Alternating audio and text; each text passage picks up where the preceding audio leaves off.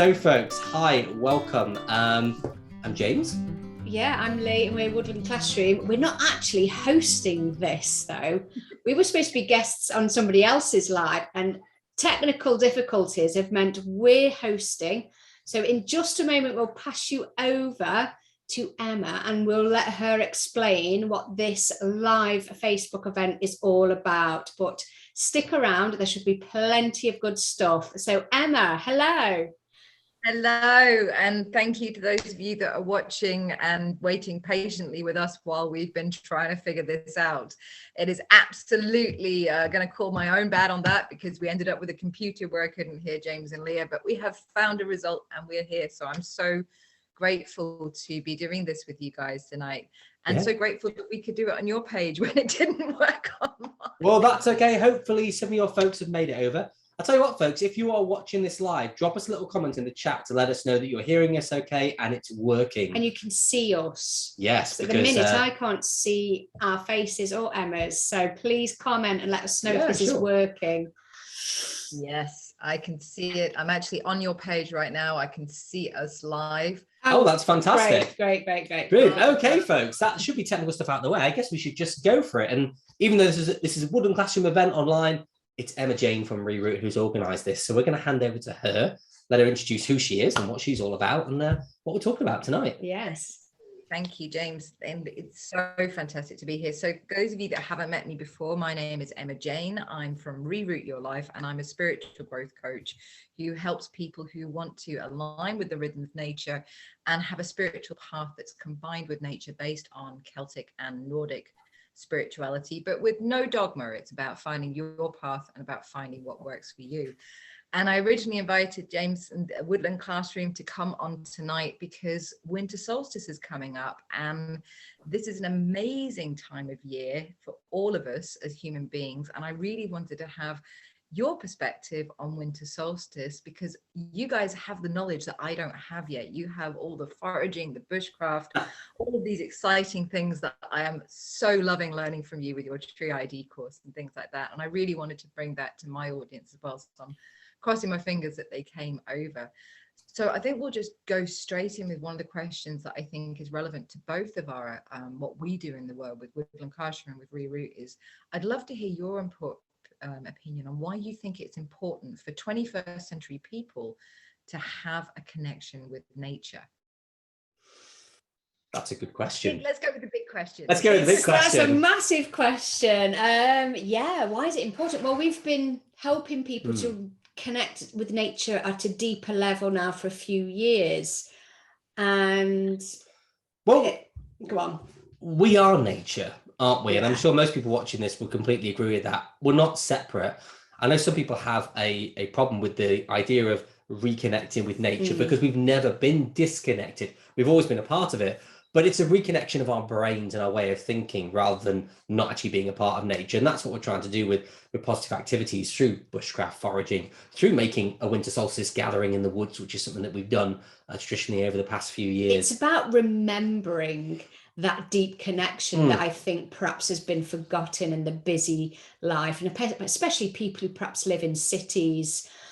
There's this forgotten connection, and when we've seen it time and time again when we've taken people out into the woods, there's this rekindling of something ancient inside, and they just go away with such a sense of wonder and awe that has convinced us that it is absolutely essential for people, if they want to improve their well-being in life, to have those experiences to allow that reconnection or that remembering.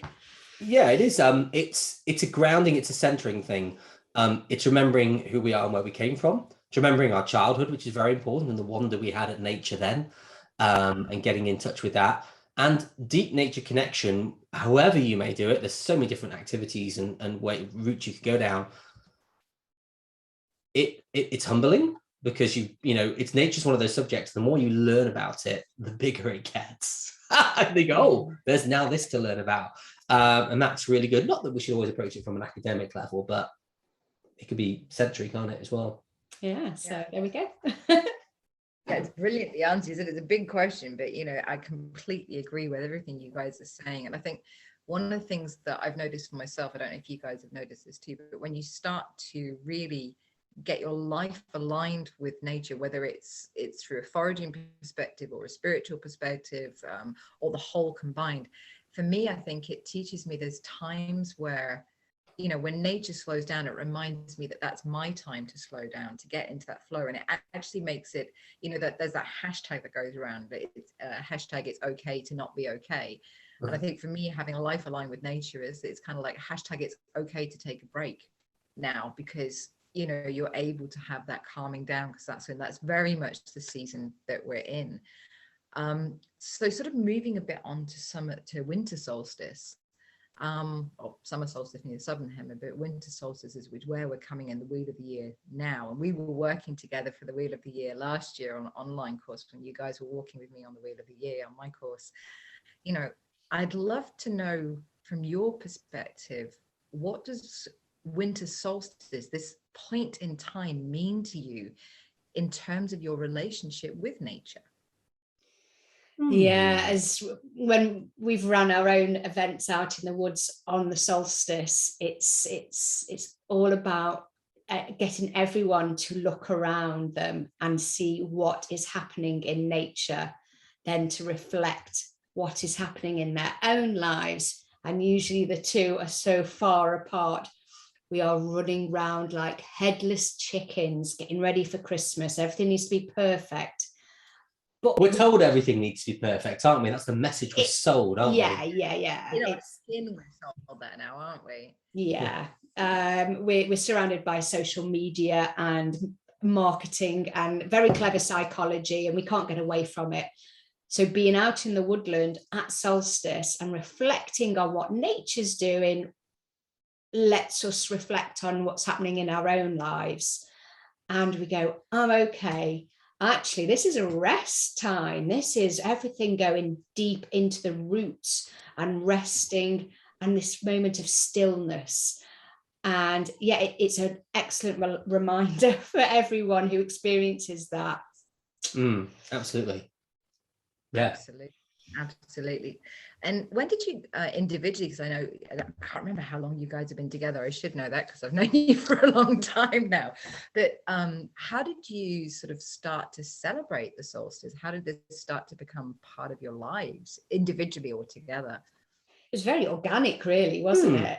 I think with the nature connection work, with the bushcraft and the foraging we teach, that automatically kind of aligns you with what's going on with the Wheel of the Year, what's going on with the seasons. And so you then start paying attention to those old festivals and what's going on with the earth, with the sun, with the moon, what's happening. It's all connected. And so it just seems natural to want to celebrate it. But it all began with teaching forest school. Yeah, that's where it actually began. And watching the transformation in children and hearing feedback off the parents that perhaps kids who perhaps weren't coping very well in a school environment, kids who perhaps, let's explain it as bouncing off the walls. And the parents would then feed back to us saying, oh, they just love it with you guys. And they're so free, they can't wait to come back. And we were like, oh, wow, this is really profound. It has such a huge effect on all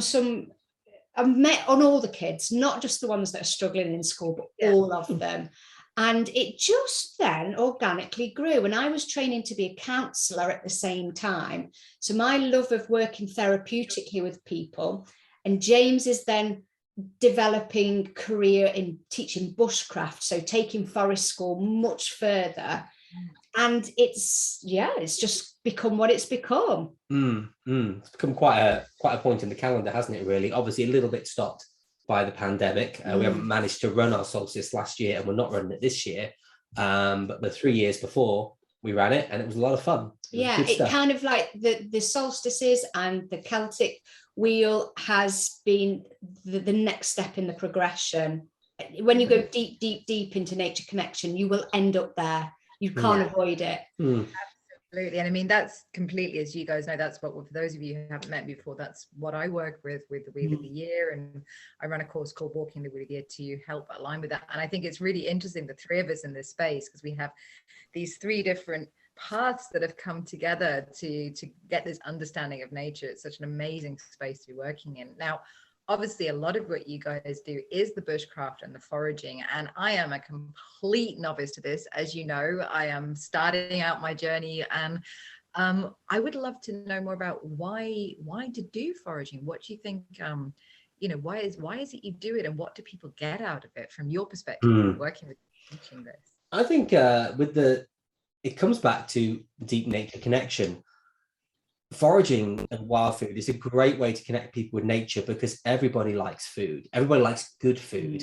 And I think a lot of people like the idea of food for free, the idea of a free meal, and also the idea of that secret knowledge of suddenly knowing, oh, there's plants there that I could eat. That's very attractive, especially when you get into mushrooms. And foraging wild food is a great way to connect with nature, because not only are we having to slow down and pay attention to what's around us, we have to then look at the details of the plants. We have to really know them and know other plants like them. So that creates more reading and looking and dirt time. And then it's ways to cook them, tasting them. You really are experiencing the whole plant, waiting for that season, appreciating the seasons more. When the wild fruit comes round, appreciating late summer and autumn when that comes round. And that's a special moment. So it's a great way to deepen nature connection, because we all have to eat. So we might as well eat good wild food and add it into our diets. And because I come from a very much a therapeutic well-being background, I throw the word mindfulness around a lot, just because it's a term that people understand what it means. And yes, I don't need to use that word at all when we're going out foraging, but it's nice at the end of the day to say it was such a mindful activity that you've all done. You might have come with stresses and the weight of the world on your shoulders, but I bet you by the end of the day, they've kind of disappeared, because you're so focused. And so there's so much to learn, and it sparks people's interest like nothing else. It's food, gourmet food, if you like. Yeah, so it can be excellent. Yeah.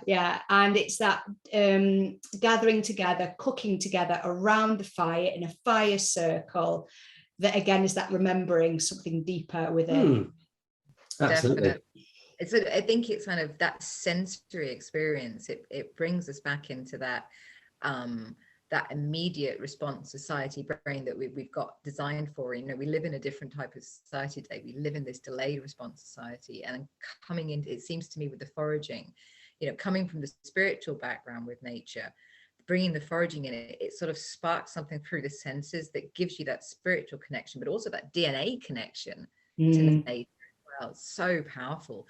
So what should we be looking for? Just a little bit about that. I'd love to know, sort of give me some tips. Obviously I'm in Denmark, so the nature is a little bit different, but not too dissimilar to where you are. But if I wanted to do some foraging right now, like the bare basics for a complete novice, what should I be looking for? I think first of all, pay attention to the time of year and know what it is our bodies are really craving. And we know that because of what nature is showing us. So people might have heard of the term spring cleaning, and we all think it's cleaning out our kitchen cupboards. Well, it's not. The term is actually about cleansing our body. So back as hunter-gatherers, we would have spent the winter perhaps eating berries. We would have made fruit leathers, dried meats, something more starchy breads. The nuts that have been stored, things like that. So high fat, high energy to keep us warm. Then spring comes and all the wild greens come up. So you've got your nettles, you've got your wild garlic, you've got your jack by the hedge, you've got sticky grass or sticky willy or cleavers, whatever you want to call it, goosegrass. And they all have properties that are about cleansing of the body of toxins. So our bodies are ready for the cleanse, the big cleanse. And they're very bitter in flavour. So we're not we introduce people to them. They're not necessarily overly keen. But actually, our digestive systems love bitter flavours. And let's face it, there's 1 in 2 people are suffering with some kind of IBS. Crohn's, yes. there's so many things. And yet, if we actually followed nature's cycles, our bodies would thank us so much. So pay attention to what's coming up. Pay attention to what nature is showing us, whether it's berries or wild greens. That's where you begin. But this is this point now, as we're filming this in December, it is a bit of a low point for choice of wild foods, because a lot of those fruits and nuts, we should have gathered them already by now, and we stored them, we're using them, as Lee says, or perhaps, back in the day, we would have slaughtered the animals ready for winter, because we don't want to feed them all through the winter, because that takes up all the feed that we want to eat ourselves. But there is stuff out there now, and because there's less of it, it makes the hunt more interesting in terms of finding stuff. So in terms of conifers, Douglas fir needles, they make a nice tea. Really aromatic, really nice. You can make, and I can use any time of the year. The nice, if they look green, healthy needles, those tips, pick those, bang them in some water for tea. Same with pine needle tea, you might have heard of. That's a nice one as well. It's just a refreshing drink when you're out and about. It's not going to knock your socks off in terms of flavour, but we're working what we've got at this time of year. Another one that we did pick today is, it's called wall pennywort or navel wort. And it's a little round disc of a plant that likes to grow on dry stone walls. And we saw it over in Snowdonia, where we were today, and it grows all through the year. Now, as with all greens, the youngest, freshest ones are best, the most succulent, but you can still get nice ones now. So I don't have a picture to handle the Latin name, but look up wall pennywort or navel wort, folks, and that's a nice one. It's got a crunchy iceberg lettuce. Like having a slice of cucumber in a sandwich. Yeah. It's nice. That's a nice, easy one. There are things out there. Rose hips. Yeah, that's true. Rose hips are still good. You can go right until January, and you can actually eat them off the bush. People don't know that, because there's a little trick, a really handy little tip where you can squeeze the pulp out. It's like squeezing a spot, but the pulp is beautiful. Check out our YouTube video and it will show you exactly how to do it. But it's so packed full of vitamin C, you just have to go out and get it in your system. Yeah. Not only is it tasty, it's good for you. We all need that vitamin C right now as well. Yeah. So that one of the things that I found really interesting when we were talking the other day, James, we were talking about winter foraging. You were also mentioning to me about when you're this is a good time to be collecting things for crafting. Because obviously in the wheel of the year stuff, from the spiritual perspective, this is the time where we're more inside, where we're going internally, where it's the time of dreaming and connecting with inner child. And I personally connect very much that inner child energy with making things. And you were mentioning when we were talking, what sort of things could we be, if we're thinking of harvesting for crafts, what sort of things could we be looking for out there at the moment? Well, there's lots out there, isn't there? And one thing that came on the course we did with you is the idea of bringing in the green and how old a custom that is. We're still doing it now. We still all have Christmas trees. And it's easy. You can buy a Christmas wreath off the Christmas market, pay £15 and you've got it. But boring. Like all of these things, it's much more enriching if you go out and make something yourself. And why not make that a family tradition? So making your own wreath. Now, most people will have the idea of making a wreath. Okay, yeah, I could do that. Bend some stuff together. Maybe some willow is the obvious stuff to use. But you can use bramble. The blackberry plant, that's a really good one because it's abundant, it grows everywhere. No one will tell you off if you're cutting it down because they'll probably thank you for it. And everybody knows what it looks like, so you're not going to get it confused. What you need though is some heavy leather gloves, like hedging gauntlets.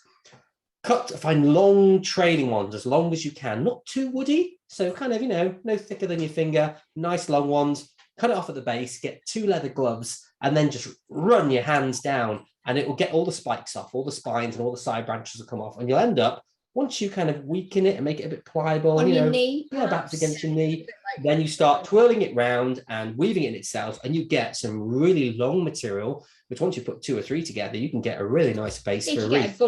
Good sized wreath or the base of a wreath. We did it today with some parents and toddlers for a little group, and it worked really well. And it's a free material that is right there. Then, of course, holly, ivy is around, spruce, pine as a base to the wreath, but also like little things like hawthorn berries. They are still around. You get these little hints of red, which is nice. The rose hips that Lee talked about. And one activity that we did with you was going out in the winter and just making a wreath just from what you're seeing. So there might be some oak moss, nice lichens and things, which are going to give a different color palette to the maybe brighter, gaudier Christmas colors that we might buy on a wreath in the market. And what you're getting there, you're getting a craft which is a story of your journey in the woods and the things you found. And you might not know what those things are, but you weave them in, and then you might go away and think, oh, I don't know what that berry is. I'll go look it up. And, you know, that deepens your nature connection. You go further down the rabbit hole. It's a nice activity.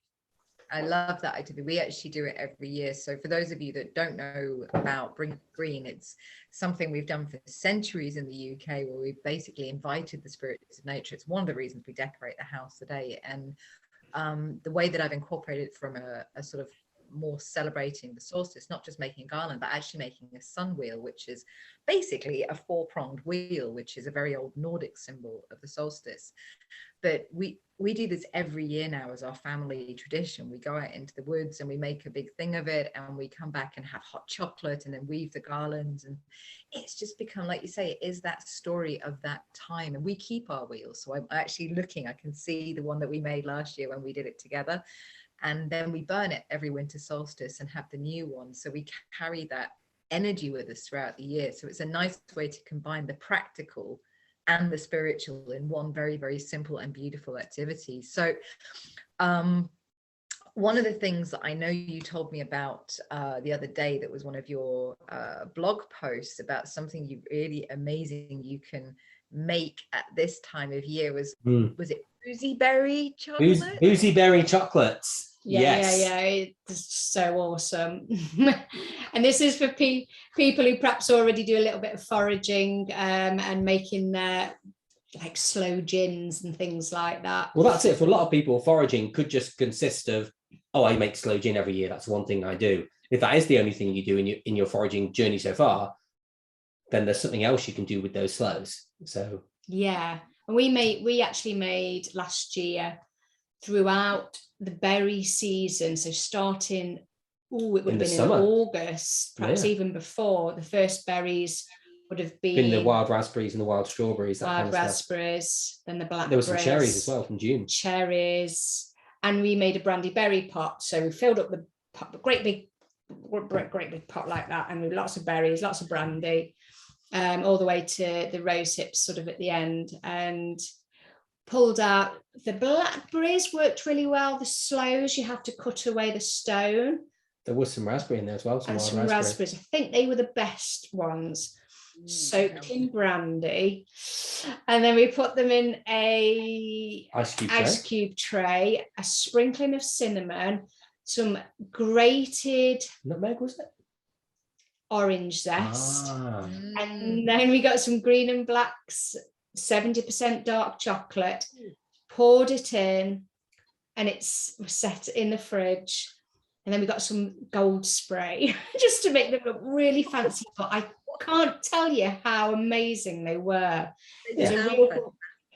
Yeah. But it was a great way to make something awesome out of that fruit flesh that you might otherwise throw away. Because, of course, when you strain your sloe gin, you've got all that flesh left.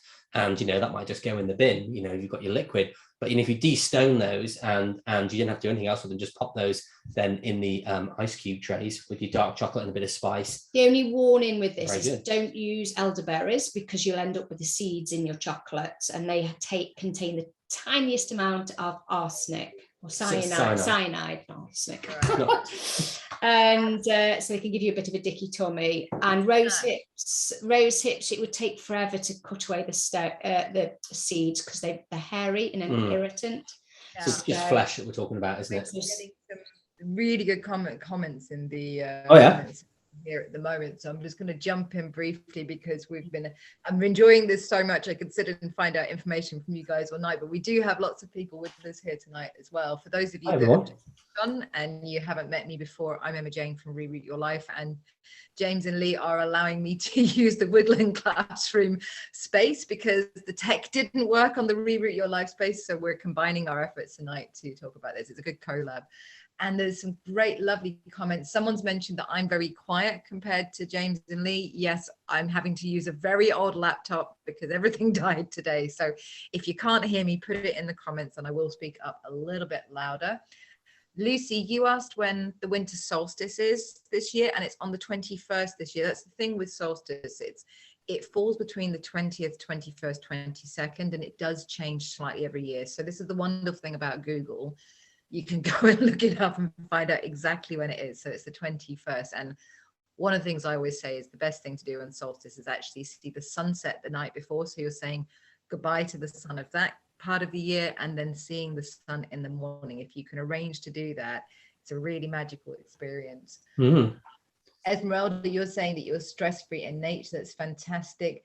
Lisa Mac, I hope I'm pronouncing that correctly, Lisa. Please apologize if I'm not.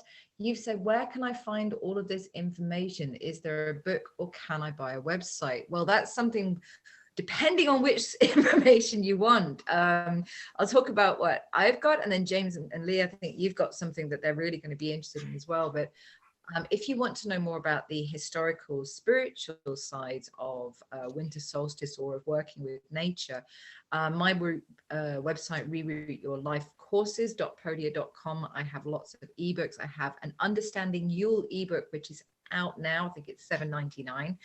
And that's got all the historical, it's got ceremonies in there, some of the understanding, like the gathering the green, making a sun we've been talking about. So you can find out about the spiritual aspect. And then over to you guys. Where can they find out about this stuff from you?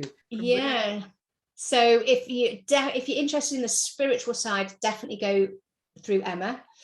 If you want the practical stuff like the foraging, how to identify certain plants and that, the exercises you want to do in order to deepen your connection, not necessarily solstice based, then our YouTube channel is probably the quickest and easiest way to access all this. And there is actually a video on there which we filmed about our community event that we ran in the woods about solstice. It's the only video on there which is dedicated to winter solstice. And it's so beautiful. I love that video so much. But yeah, things like how to eat rose hips, there's a video on it. How to identify trees in winter. There's a whole kind of hour-long workshop you can watch on our YouTube channel, which is Woodland Classroom, the YouTube channel. Look for the little fox symbol, you'll find that. The recipe for boozy berry chocolates. There's also a recipe for winter stuffing. Yeah, winter woodland stuffing. Winter woodland stuffing. Which is sweet chestnuts. There's nettle in there. There's mixed wild mushrooms. And there's something else in there as well. I've forgotten off the top of my head that's winter foraged. I've forgotten, but it's very good. It's on our website as a blog. Yeah, so woodlandclassroom.com is the website, and then Woodland Classroom is the YouTube channel, and you can find out loads about what we do. You told me about something you've got in coming up that I'm super excited about and hoping that I'm going to be able to make the time to do it. But there's this winter food workshop. Can you tell us a bit about that? Because this sounds super exciting, guys. I'm hoping that I'll see some of you there. Please tell us all about this. So we created, when lockdown started last year, we started running online live courses about foraging every month. And now in our second year, we've gone to doing other subjects as well, but also we're doing the best of each season. So 4 times a year. And in January, I think it's the 13th of January, but don't quote me on that. We're going to do an evening of the best of wild food in winter, where we're going to be talking about a lot of things you can find, including things like birch sap syrup, which is here in this pot, and how to make it for yourself. It's fantastic stuff. It's the golden nectar of the woods. Really, really good stuff. So we're going to be talking about that. We've got a special guest, Gemma Hindi, who works for Earth Wild Foraging in London. She's coming down to talk about all the stuff that she does in winter in foraging. So that's on our website, Best of Winter Wild Food, it's called.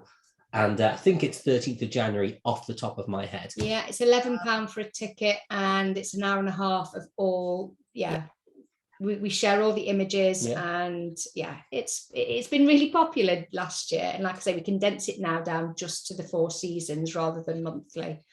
I think it's also, there's a lot, there's so much going on in the seasons. Like, it's good to have these points with the Wheel of the Year where you like mark the time, but then to have the time to do the work, to do the journey, you need that space in between. So I think the 4 time works very well. But guys, I can see that Lorna has very kindly put up Woodland Classroom's website in the chat. I've also just popped up Reroot Your Life. Lisa, I really hope I'm pronouncing that correctly, my darling. She said, what is the wood, I'll get a teeth back in. She's asked, is my channel Woodland Classroom? No, James and Lee, their channel is Woodland Classroom, as in the beautiful woodland background there, very easy to remember it. And my channel is Reroute Your Life, so you can find, and I think we've got a lot of crossover stuff that we do as well, and I'm hoping to talk them into working with me more in the year coming up. Yeah, sure. Because the other thing that we share in common is we all have this passion for trees.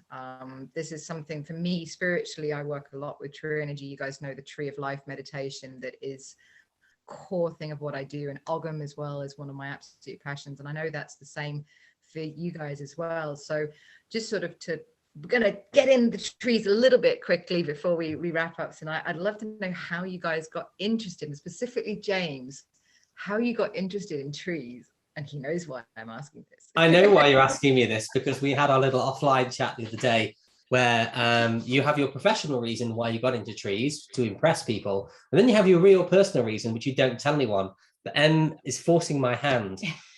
Has anyone seen a film called Return of the Jedi? Well, I really like the scenes on the forest moon of Endor with the Ewoks. I thought the trees were awesome, and it was all very magical as a little kid going, oh, trees. And so, you know, I used to run around Delamere Forest in Cheshire, where I grew up, running around pretending I was in those scenes in the films, and, you know, all of that. So I think love of trees and playing amongst trees, that's where that old seed came from as a little person. But then as time went on as well, and you grow up and you read other things, I read The Lord of the Rings, and you have the Ents in that, and the forests and trees become very important. Then you get into, you know, all the Celtic spirituality and all that, and it just all evolves quite nicely. But I have to say, I've never seen an Ewok in the forest yet. Still waiting for that one. But yeah, that one. But I didn't tell you when we had our private chat that sort of, it was actually that's got me into trees as well. Oh, great. There we go then. I'm not alone. I'm not weird. That's fantastic. There's two of us. Not at all. But I love for me the way that a forest grows up. I always feel like a forest is a microcosm of how we work as a society as well. So there's so many different layers in working with this, and I'd love to know sort of how you got. So obviously I did your tree ID course last year, which I can highly recommend. Didn't get to do all of it, so I'm going to definitely, hopefully, as long as I've got my workspace, to do it this year. But how do you teach people about trees? How is it as Woodland Classroom you get people to start connecting with this energy and learning more about trees in general? Well, I think it's all about kind of the theme that we've been kind of talking about, which keep coming back to, which is about slowing down and kind of looking closer at things and looking at the details and really appreciating it. Because I think most people could probably tell you what an oak looks like, what a holly looks like, probably a birch as well, and a couple of others, a Scots pine perhaps. But once we look closer, there are more details to look at all of these trees, even the oak. There's much more to find out about it. You know, we have two native oaks in the UK. There's the sessile oak and the peduncular oak, and I wonder how many people can tell us the difference easily between those two, and you know why it's important to know that and what's going on with them. And you know, as I said before, like any subject, you pick it apart and there's just more to find. And winter is a really good time to start looking at trees. Not a great time to start your wildflower ID, but looking at trees, it's good because the leaves are fallen, and so we are forced to look closer. We have to look at buds. We have to look at bud arrangement. We have to look at bark. We have to look at tree shape or what's fallen on the floor. And if we learn how to ID trees in winter, then when it comes to summer, it's an absolute doddle because we already know those details. The bark, of course, doesn't change throughout the year. So if we know the bark, we don't even need to look at the leaves. And so actually winter, although some people might be put off by that for tree ID, it is a great place to start because it switches your brain into that looking closer mode, which is important. And there's some little tricks that I teach on the course, such as noticing whether the buds are alternate, so 1, 2, 3, 4, 5 on the branch, or opposite 2, 4, 6, 8 on the branch. And little things like that you notice can immediately start to eliminate what the tree isn't, and that can help whittle down what you're looking at. So yeah, there's also tricks about looking at the bigger picture as well, and looking at your environment. So there's a lot of slowing down, paying closer attention. And I always think, when you're teaching out in nature, you're not the only teachers. Nature itself is there as backing you up, which makes life a lot easier as a teacher out in nature. Yeah, sometimes you doing a guided walk and then nature just presents you with the perfect, yes, everybody, here's the example of what we need to see. It's just there. Or something that will be like, whoa, I don't know actually. Sure. What is it? And you start asking questions. Because it throws up curveballs plenty of times. I'm looking at something like Tree ID. The more you get to know, the more you do it, the more you start to expect what species you'll see in a space. And then when you go to a similar habitat in another part of the country, you can say, well, I'm probably going to see these things. And when you see something that stands out and sets apart, that really does stand out. Do you think, I shouldn't be seeing a rowan here, for instance? And then that makes you ask questions like, okay, what's going on with this landscape? Has that been planted by somebody? What's the history going on here? And that really helps us connect with the landscape and read the landscape. And that is all connection all around. It's all good stuff. It's just, the more you study, the more you notice when things are looking right and when something looks out of place. And it gets addictive. That is the beauty. It's totally addictive. Because I love that I used to work in forestry, and this was, planted on the Ridgeway in Avebury. We reforested the area that was taken down in the Second World War. We actually got to reforest that area, and it was fantastic. But what I loved about it was I was very novice, so I was starting to learn my basics of trees and discovering how the forest grew up, and then looking how the Ogham alphabet is created and how that represents the way a forest works as a biodiversity. Like seeing this interconnection between the spiritual and the practical of what's actually going on. So that's sort of one of my last questions to you, Lee, is with this, obviously you've got the therapy background, you work a lot with mindfulness and with forest bathing, if I remember correctly, as well. And how do you think that having this understanding of trees, like sort of going into the course of you guys and learning to recognize trees, also can help enrich people's life on a spiritual, on a mental health level? It's interesting. I've had clients who have needed some solace, somewhere to go and be in pain.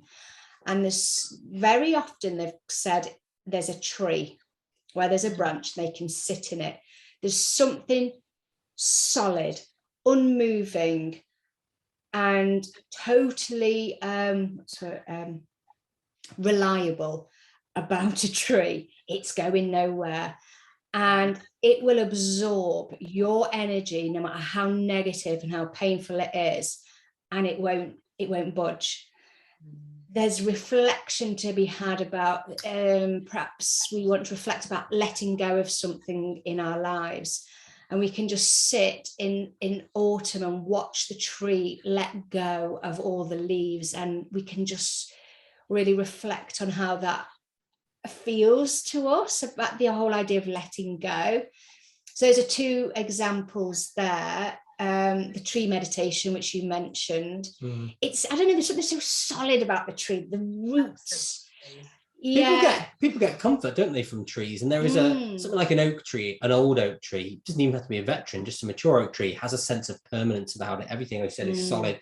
The oak particularly is associated with strong strength, solidness, permanence, and that can be very comforting for people. I think one of the things I love to talk to people about is that there's an ancient woodland where we have our fire circle. There's a fabulous huge oak, and it's full of glory, and there are some weak little saplings sort of dotted about around it underneath.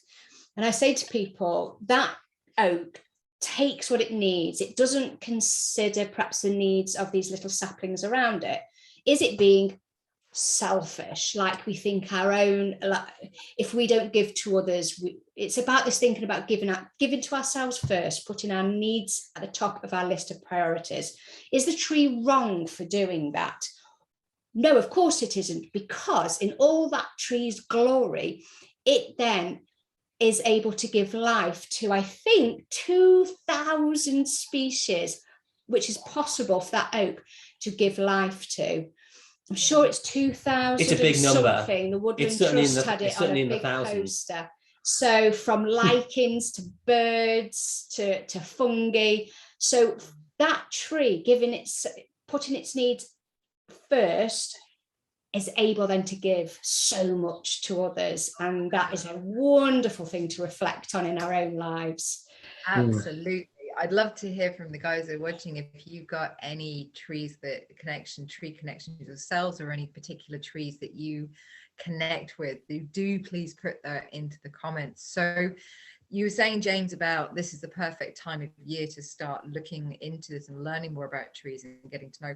You've got the Tree ID course starting up again soon, haven't you? The one that I was on last year. Yeah, so it's ongoing, really. So we've got another free workshop, a live workshop that we're running again in January, sometime. I forget off the top of my head, but it is on our Facebook events in Woodland Classroom, so you'll find it there. It's called Kickstart Your Winter Tree ID Skills, I think. And I have a course called the Complete Tree ID course, and basically it's all online. I've filmed videos over the last 3.5 years of me going around the country looking at all the native and naturalized tree species in Britain. So there's about 35 trees on the course so far. That's going to increase. And you can see them in all 4 seasons. You can see me standing in the rain saying, here's an ash. You can see me standing in the bright sun in July going, here's a pine, looking at all the details of what's going on. And had a lot of great feedback of it. We've got, about almost, I think we've got, about 3,000 people on the free course at the minute. There's a free taster as well called Kickstart Your Tree ID Skills. And if people are interested in learning more about trees, I do free workshops through Woodland Classroom, which are through Facebook Live or Zoom. There's a free taster course as well. And if you like all that, there's a full course, which is a paid option. But there's plenty of free stuff out there first to see if you want to go down this route further. And can I just warn people, please don't ask us questions and email us with pictures of rare trees and hybridized trees that you've got in your garden and ask what they are. We only talk about naturalized and native trees. Well, that's it, because of course when you get into the great thing about the UK in terms of somebody wanting to learn tree ID is that we only have around 35 to kind of 50 native naturalized trees in this country, whereas as soon as you get onto the continent, where you are over in Denmark, that number gets up to more like 200, and that's because of the land bridge being severed. So it's achievable to get to know all the tree species here fairly easily, once you study a little bit. So it's an achievable goal for people. But as soon as we start to get into garden cultivars, Japanese acers, all this kind of stuff, all the fruit trees, we need to just temper our expectations, because if you want to get into that, it's great, but that's where we start to move into horticulture. And I'm more focused in, the landscape, generally the countryside, what you're going to see on a walk or in forestry, that kind of thing. I found it really useful, though I'm in Europe. I'm in Denmark, for those of you that don't know me before. So I live in Denmark. I'm from Wales, live in Denmark now. But even though we've got so many different sort of trees here, having that very clear knowledge about the certain things, that started then to get me to understand, actually, this is a tree that comes from Britain that is in Denmark. This is a tree that we don't have in Britain, which is then helping me to start looking and understanding that. So like you were saying before, there's just so many layers to all of this. It's fantastic. And there's Valerie is saying she's loving your winter tree ID class. Oh, cool. Thanks, Valerie. That. And Joanna or Joanna, depending on where you're from in the world. It's Joanna in Denmark and Joanna in the UK. She says, the more I've become at one with nature, I've changed in so many ways. I love wild swimming. Wow, you're brave. Well done. Really spiritual and freedom from the materialistic world. Foraging is so interesting and nature is so grounding. And I think that is absolutely what we all feel in this room, in this space today. So we're going into solstice now. One of the things that I love about this time of year is the story of the Holly King and the Oak King. I'm going to be telling that story on Reroute Your Life, because I will have the technical issues fixed by the 21st of December. So if you want to join me on Solstice Eve to hear that story, and I think it's quite interesting way of having these two, Oak King and the Holly King, the two tree kings, that sort of bring that mythology of the trees into the solstice. It's a really beautiful way of tying everything together. But I would love to say, if anyone does want to ask questions, you've probably got about 4 more minutes, and then we're going to be clocking off. We ran a little bit over time because we had all the interesting startup. But while they're just popping their questions into the chat, James and Lee, how are you guys going to be celebrating the solstice? What will you be doing this year? Well, we've got an 18-month-old. So we've got at the back of our garden a cozy little area with a raised firebox. We'll probably cook over the fire. We've got actually some partridge. We should do a partridge. We should do, yeah, we've got some partridge, which is and we'll probably make a wreath as well, do our gathering of the green, and you know, if that's a good day for it, and if not, just throwing it down, that'll be the day we'll go, right, we'll go out, we'll get some green, we'll make some wreaths, we'll go out into the woods behind the house and have that time, and then come back and do some cooking and have a fire, of course, because it's all about, with all the Christmas lights around people's houses, it's the same thing as having a fire. It's that same thing of bringing a light, however you do it, whether it's a big glowing Santa on your roof or it's your wood burning stove. It's about bringing light to the dark time of year. Of course, it's celebrating the return of the light. That is what Solstice is all about. Yeah. So it's about lighting the candles, lighting the fire, celebrating the light, but through fire is the best way. Yeah. Yeah. And our 18-month-old loves a good fire. Yes. And twinkling lights. And twinkling lights, yeah. He likes a battery-powered light too. Yeah. 18-year-old on that, because I'm definitely a fan of the fire and the twinkling lights. Aren't we all? We're probably going to be doing the same. I think we're going to go out and collect the green. But one of the things that I especially like to do around solstice is the day of solstice morn, where the sun's born. I'm going to have an inner child day. That's one of my traditions. I love, this time of year is all, like you say, about connecting with the joy you were saying earlier, James, and getting back into that childlike state of wonder. So I dedicate always the first day of the new summer sun to spending a day with my inner child and really taking care of her, but also not just, sort of the deep work, but actually having fun with her and reminding her of, reminding me as the adult of myself, what it's like to see the world through a child's eyes. So I'm very much looking forward to winter solstice this year. It's going to be, I'll be thinking, guys, because I'll be burning my sun wheel that we all did at the same time. Yes. I'll be burning those, so I'll be wassailing and sending a glass your way. Nice, that sounds good. Well, let's hope we get a clear day, and we can all enjoy the outdoors. But either way, even if you don't do it on solstice, the day before, the day afterwards, or a couple of days afterwards, sometime in the Christmas busyness. It doesn't have to be on the exact day. Just take the time out. Just do it around that time. And we've always been so lucky with the weather. When we've run our events, we've had still nights, moonlight that shone, the starlight has shown us the path because it's so dark where we've run our events. And there was it 3 years ago, there was a new moon, a full moon. There was some kind of super moon, and the moon had a halo. It was not only full, but it had a halo around it. It might have been 2 years ago. It might be the last one we ran, and it was stunning. Talk about goosebumps. It was incredible. I can imagine. I think it's something about that time of year at night, just when we have these transition points, it's like the air has more energy in a way, like the particles are buzzing. And I think we're going to sit around the fire and tell stories. That's another thing that we like to do at winter solstice, is the longest night talking and telling old stories to each other. So that's going to be fun as well. So I think we should probably wrap up now, guys, because we're a little bit over the time we thought we'd be. We want to say thank you from me, from the bottom of my heart, for you guys agreeing to doing this, and for then stepping up and creating it so we could do it on Woodland Classroom. Do you want to say anything to the people at home before we clock off? I know I will say something afterwards, but I'm just going to hand it to you guys. I just say, even if the weather's bad, or you're busy, or you've got some kind of reason, maybe it's a physical, medical one, just light candles and just mark the occasion in the simplest of ways. And you don't have to think about the pressure of the perfect Christmas. You don't then mean you have to have the perfect solstice.